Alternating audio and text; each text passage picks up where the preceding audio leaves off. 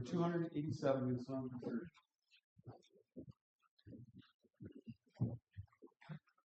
30. Well, good morning. Good morning. It's good to be home with you guys. We had a lovely trip to see my family, see my grandmothers, both who are quite elderly at this point. One's 92, the other's around 86.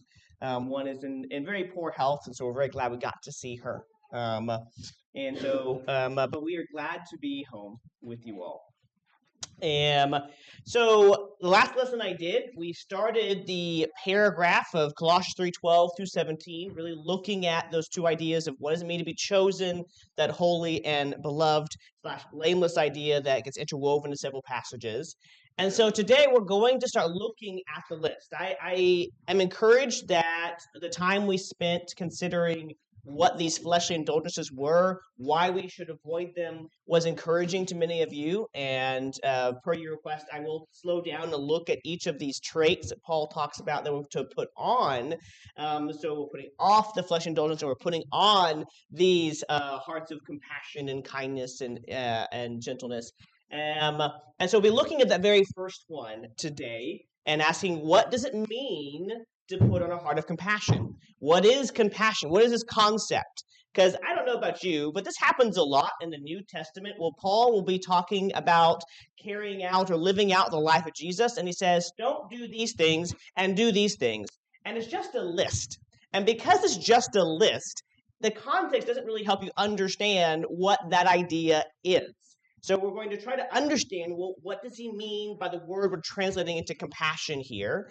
So what is that concept? And then how does it look like in my life? Remember, in this section of Colossians 3, Paul has been, I suggest putting this pattern forward that we're going to change our conduct. And as we're changing our conduct, we're going to change the way we think about that conduct. So we'll highlight that idea this morning as well. So let's jump into that first question. What does compassion, or the word we're translating into compassion, actually mean? And I really want to stress that anytime I bring up Greek, or Hebrew, I really try to stress that you don't have to learn Hebrew and you don't have to learn Greek to read the Bible. God is the God of all people and all languages. He wrote the Bible to be understood and to be able to be translated into different languages. We have some really good English translations. But there is a benefit to understanding some of it, and especially if you want to do a word study like this, to say, what does this word mean? It's really helpful to say, well, what word are we translating, and where else is that word used? And that's something that you don't have to study Greek or Hebrew to do. There's a lot of very useful tools out there, even without a lot of training, that you could use if you want to do something like this. So the word we're translating here is orktirmos, and it's used about 7 times in the New Testament, though I will acknowledge the first 2 times here, it's a concept, it's a thing, it's a noun for my grammarians. And but in the Luke passage and the Romans passage, in Luke, it's an adjective. It's describing a noun, describing a thing. So this is like the word merciful versus mercy. And then in Romans 9, it's actually an action. It's a verb. So you're showing compassion. You're acting out of compassion. And most of these verses, it's actually translated not as compassion, but mercy. And to highlight the deep connection to that concept, I just want to draw your attention to Hebrews 10. We'll get 26, I should say actually through 29. It says, for if we go on sinning willfully after receiving the knowledge of the truth, there no longer remains a sacrifice for sins, but a terrifying expectation of judgment, and the fury of a fire which will consume the adversaries. Anyone who has ignored the law of Moses is put to death without mercy on the testimony of 2 or 3 witnesses. So going back a page, this word mercy, if underlined, that is our orktirmos word, our compassion word is translated that way in Colossians 3. And so he says, in the old law, if you had 2 or 3 witnesses, that wasn't good enough to render judgment. You didn't have to have more evidence. You didn't have to have more debate. If there were 2 or 3 witnesses that agreed, the judge could then say, here's the sentence, including potentially execution, depending on the crime. So without mercy, without compassion, how much more severe punishment do you think he will deserve who has trampled underfoot the Son of God and has regarded as unclean the blood of the covenant by which he was sanctified as insult to the Spirit of grace? And so what this passage shows is what it looks like to have no compassion, the opposite of wearing a heart of compassion, where here is someone who justly deserves punishment, right? He's talking about someone who has done wrong, and what they deserve is justice. And he says there are times in the old law where that's exactly what happened. There was no mercy or compassion shown. And so this is what it looks like when someone is not receiving mercy or compassion, what it would look like if I was the kind of person who didn't give mercy or compassion. And it shows this deep connection to the concept of mercy. That was surprising to me, because even though I intuitively can see some connection between the concept of compassion and mercy, in my mind, those were really two strongly separate ideas. So you have mercy and you have compassion, and I think it might be a little bit of overlap, but what this verse and the other verses where this is translated this way show is the concept Paul's talking about, Colossians 3, is deeply connected. There's far more overlap than there is distinction. And so if we want to put on this heart of compassion that Paul has in mind, we have to recognize, okay, it's going to be deeply connected to mercy. And mercy, in its simple terms, is defined as not receiving judgment that we deserve, that we've done something wrong, and what should happen is we should receive a fair punishment for the wrong we've done. And mercy is when that does not happen. However, the word here is broader than just that concept, and that's highlighted in 2 Corinthians chapter 1. We'll spend some more time on this to flesh out, okay, what is he thinking about? What is he talking about when he says compassion? Put on this attitude, this characteristic. So 2 Corinthians 1, starting verse 3, says, "Blessed be the God and Father of our Lord Jesus Christ, the Father of mercies." That's our word. This translates compassion, Colossians. "And God of all comfort, who comforts us in all our affliction, so that we will be able to comfort those who are in any affliction with the comfort with which we ourselves are comforted by God. For just as the sufferings of Christ are ours in abundance, so also our comfort is abundant through Christ. But if we are afflicted, it is for your comfort and salvation. Or if we are comforted, it is for your comfort, which is effective in the patient enduring of the same sufferings which we also suffer. And our hope for you is firmly grounded, knowing that as you are partners in our sufferings, so also you are in our comfort." If you notice, he used the word comfort a lot in this text. And the main point of this paragraph is highlighting how God, the God of all comfort, is comforting his people. He's using Paul. He's using Paul's own companions. He used Jesus in the ultimate sacrifice for salvation. And he's saying God is a God of comfort. And in fact, he let us undergo suffering so we would know how to help you have comfort. When you're going through a challenging, hard time, you've lost a family member, you've lost a parent, a child, you've lost your job, so something that is emotionally traumatic to you.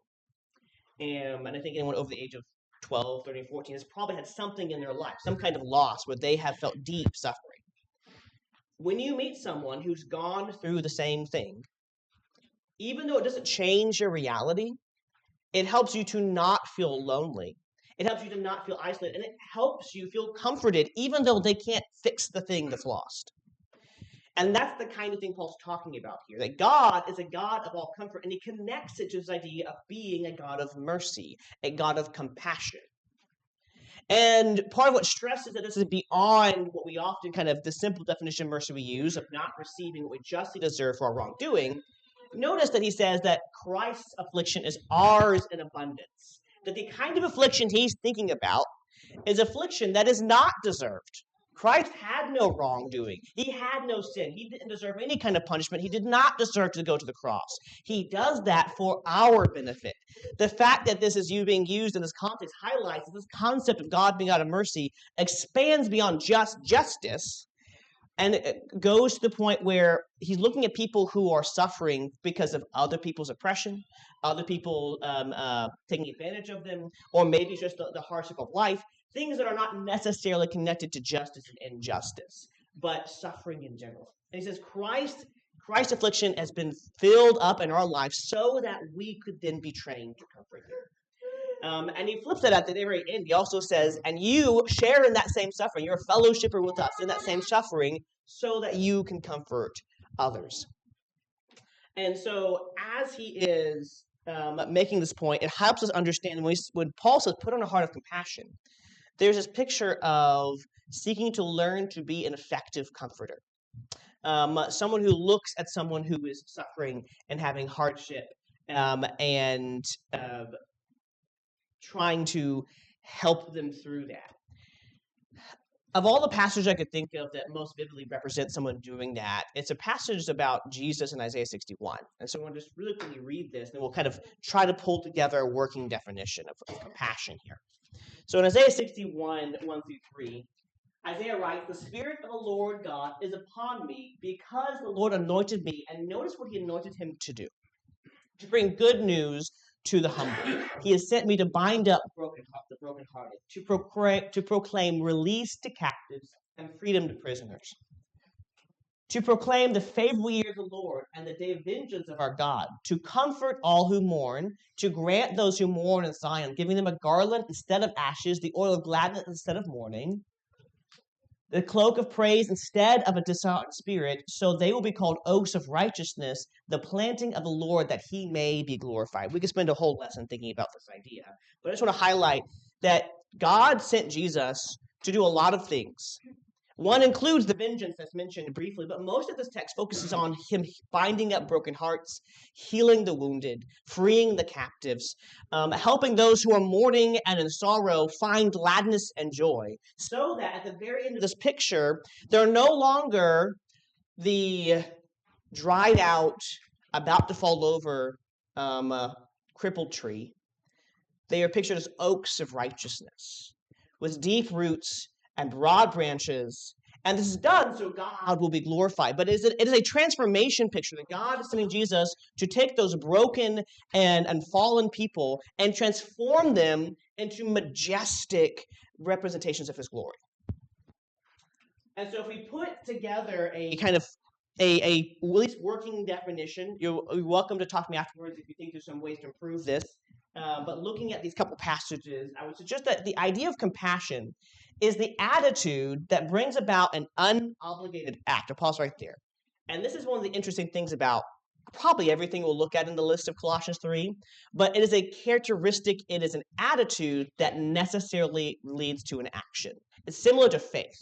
Faith without works is dead, James says in James 2. Faith necessarily leads to action. If I'm not acting in accordance with the claimed faith, I don't really have faith. Compassion is the same way. If I say I have compassion, but you can't point to something in my life that shows that compassion, some choice I made, then I don't actually have compassion. I'm just claiming I do. So it's an attitude that necessarily leads to an act, but this act is not required. It's similar to the idea Paul talks about grace in Romans 4, that grace is only grace if it's freely given. If it's somehow deserved or earned or required on my part to give it, it's not grace. If it's somehow earned or required on my part, it's not compassion to the person showing it to you. So it's an attitude that leads me to act in a way that's unobligated, but it's for the well-being of the one suffering. It's those last two concepts that I think compassion make unique from some of the other ideas we'll look at in Colossians. That when mercy is shown in judgment, it's not shown just because. It's shown in hopes that the mercy will drive the person to grow to be a better person.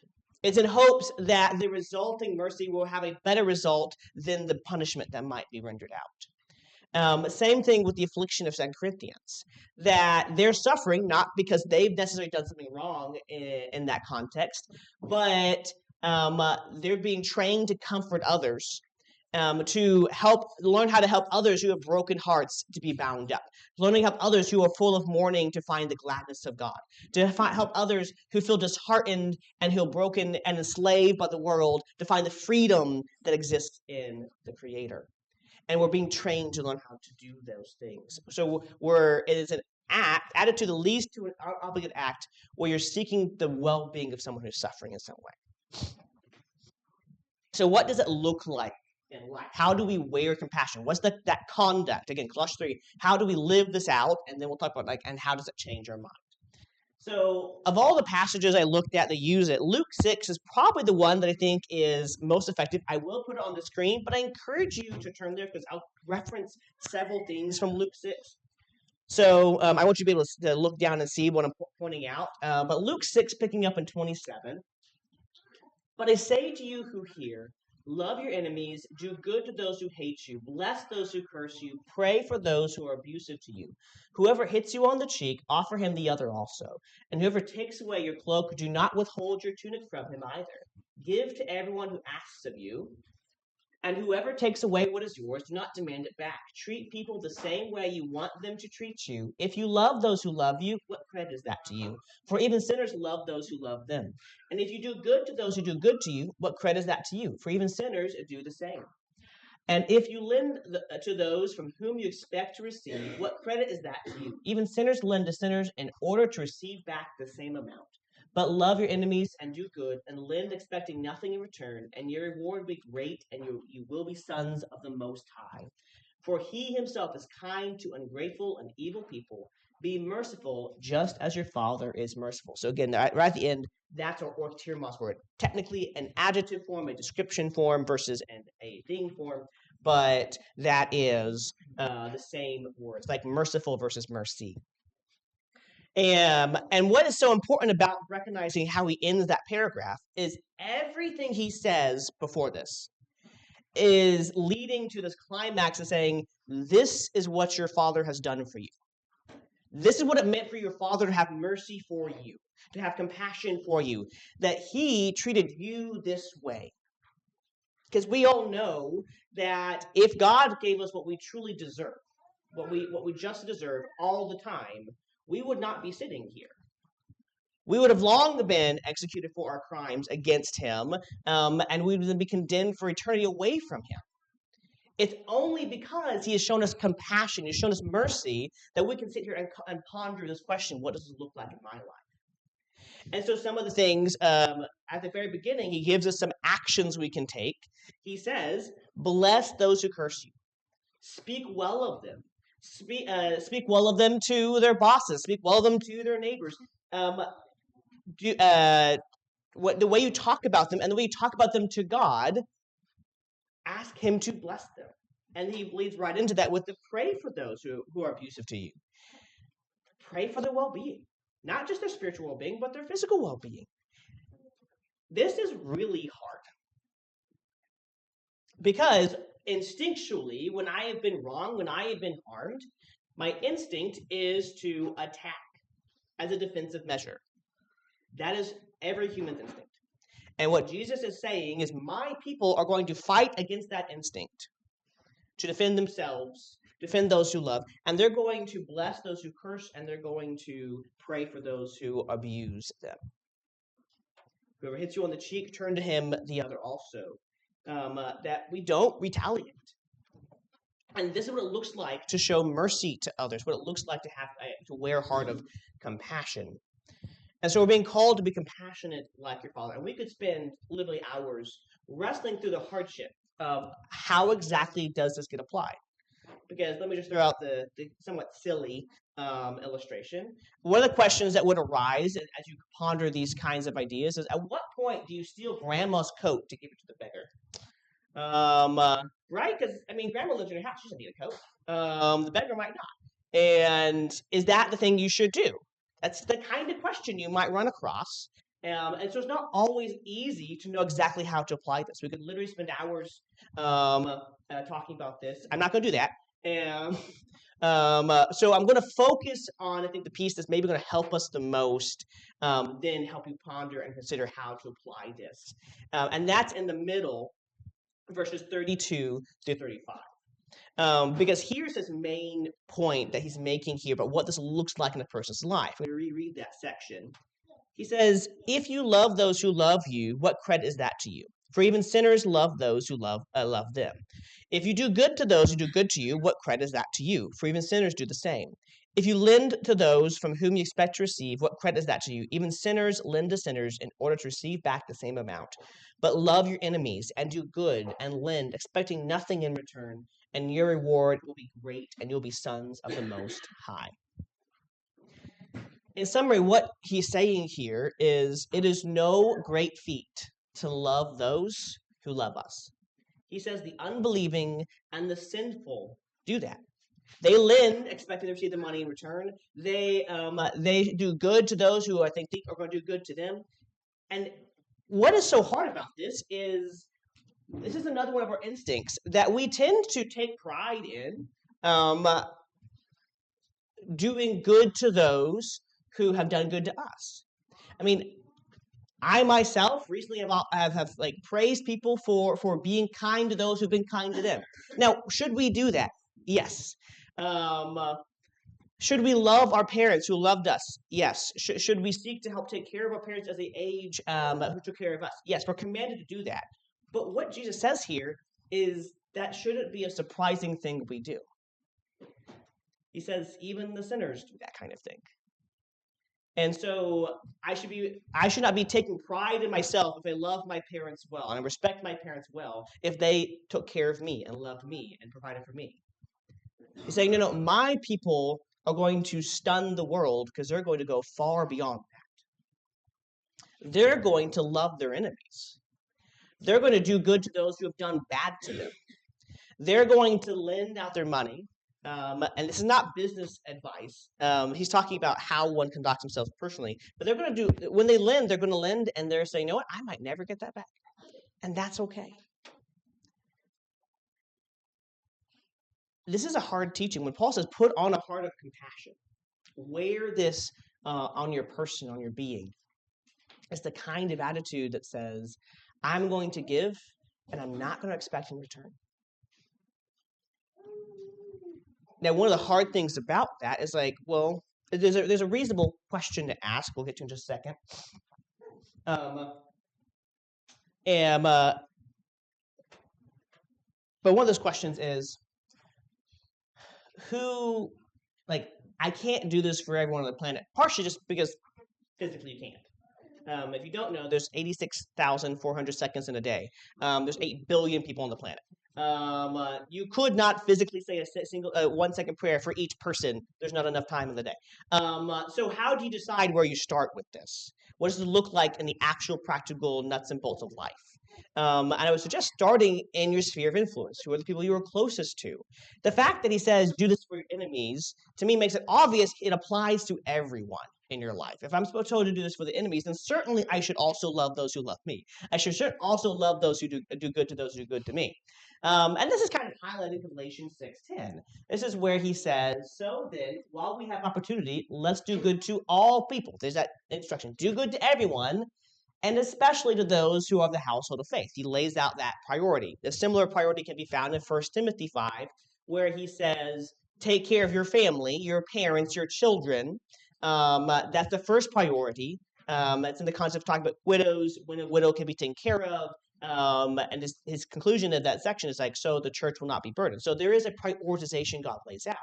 So work on your immediate sphere of influence. So maybe that starts with your spouse, and then your kids, and then your brethren.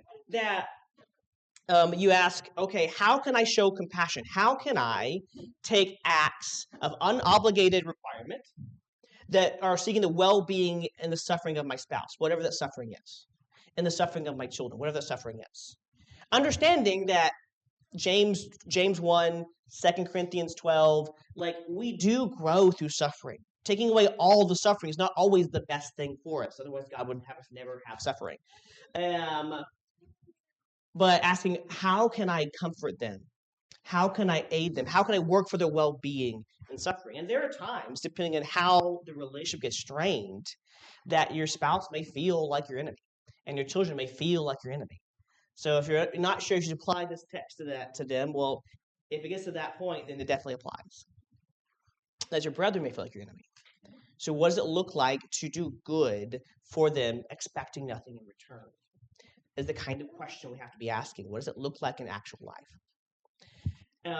Now, a very reasonable challenge to this would be saying, okay, I understand the text is instructing this, but how do I find balance? I mean, isn't it unhealthy to be in a relationship where I always give, expecting nothing in return? Isn't a relationship a two-way street?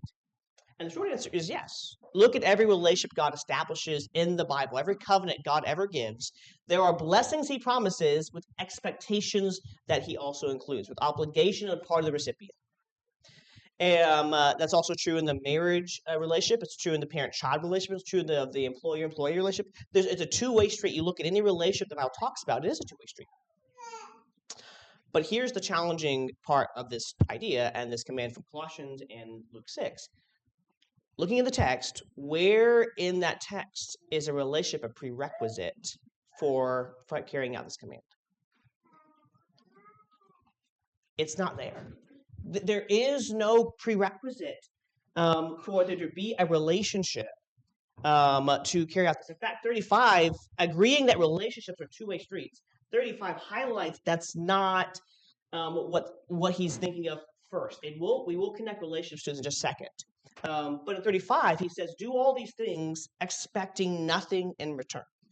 It is proper in a relationship to have some expectation of two-way street. If you're in a marriage, if you are a parent of a child, if you are an employee with a boss, the Bible lays out instructions for bosses and instructions for employees, instructions for wives, instructions for husbands. Like, it is proper to expect two-way streets in relationships. What he's picturing here is a prelude to relationships. He says, do this and don't expect anything in return. Do good for these people, knowing they may never reciprocate. And that might be your neighbor, it might be your spouse, it might be fill in the blank. It's like if we're going to wear compassion, when we offer that compassion to others, it's given freely, without charge, with the knowledge that maybe the person never does the same for me. And I have to learn to accept that as a Pinterest reality. And the reason is because that is what God has done for us. Why is it that we have a relationship with the Father? That last verse in the paragraph. Be merciful like the Father is merciful. 35. The Father causes rain and gives blessings to the unjust and the ungrateful, the evil people. Every person who is in a relationship with the Father right now is because he is the one who led out his hand and said, let me show you compassion. Let me show you mercy. And some people chose to reciprocate. Some people chose to recognize the compassion and mercy the Father offers, and it moved them to begin doing the same. But God knew the majority of people wouldn't make that choice. He knew most people would look at his compassion and look at his mercy and say, I don't care. And he was okay with that.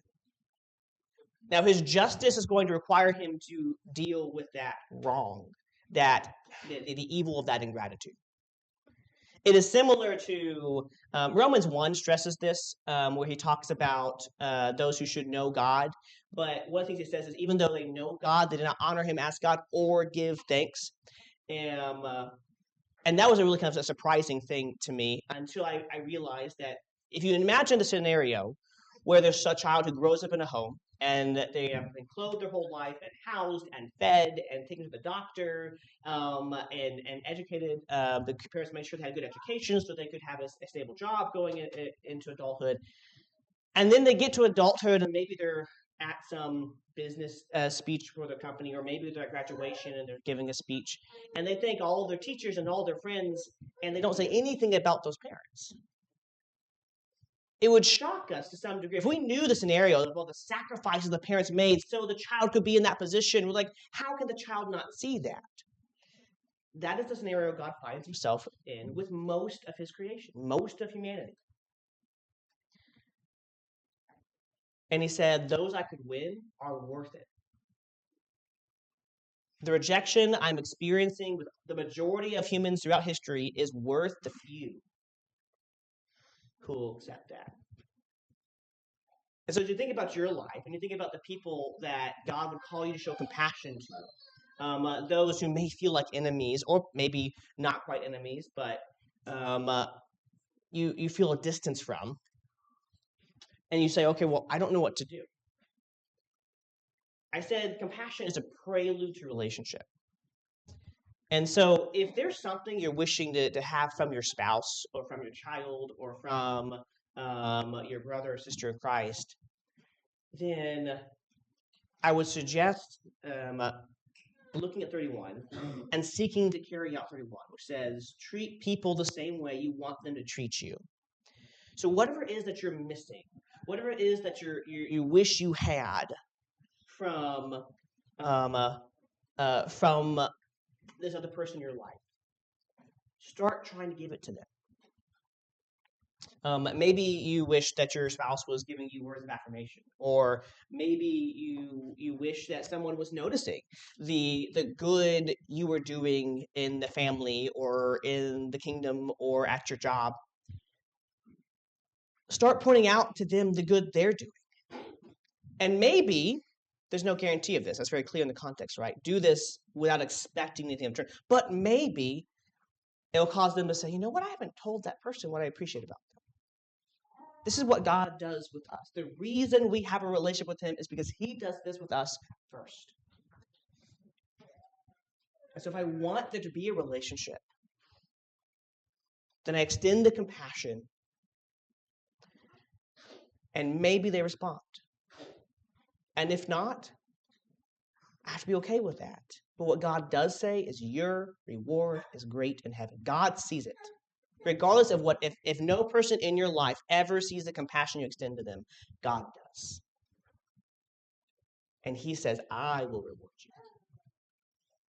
Now, real quick, because I spent a lot of time on that, real quick, I just want to highlight Romans 12 and how it connects to the thoughts around this. Romans 12, 1 and 2. Therefore, I urge you, brothers and sisters, by the mercies of God, to present your bodies as holy, or as living and holy sacrifice, acceptable to God, which is your spiritual service of worship. And do not be conformed to this world, but be transformed by the renewing of your mind, so that you may prove what the will of God is, that which is good and acceptable and perfect.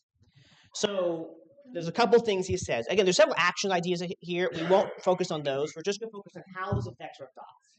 And his statement here is, therefore, as he's appealing by the mercies of God, by the compassion of God, to instruct us.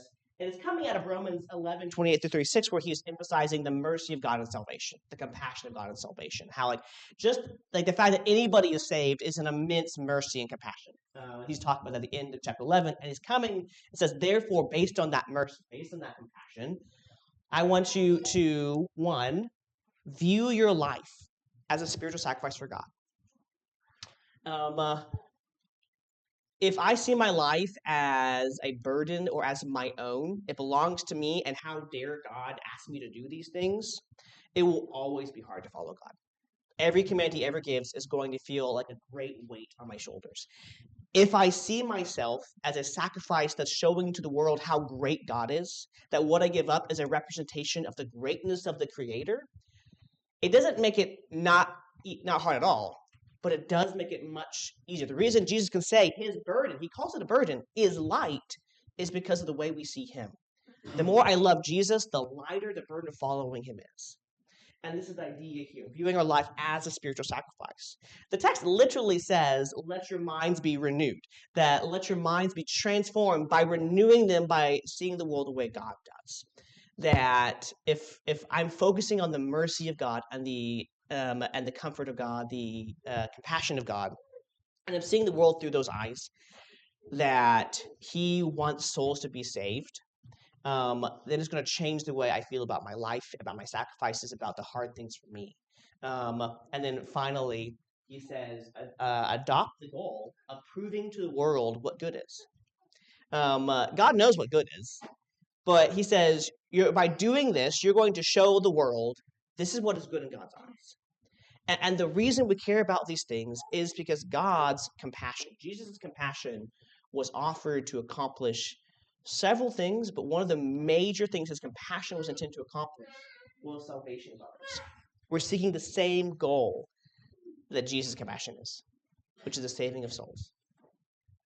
And if we, as we're seeking to change our conduct, are changing our mind about these sacrifices, about these hardships, it will make the burden lighter. It will make it easier to accept that maybe I offer this compassion, maybe I study with this person for months or even years, and they don't respond to the gospel, or they respond and they turn away. When I say being okay with idea, it's not that you rejoice at that. You accept that that's a potential reality. And you're not going to let that reality take the joy and the satisfaction of being in God away from you. Because he says, I will reward you, even if no one ever else does. I will reward you. So I ask ourselves, are we wearing hearts of compassion? Are we living lives that reflect the compassion God has given us through Jesus? And if not, what can we do to put that on? And if there's any way we can help you do that, let us know as we stand and as we sing. There's a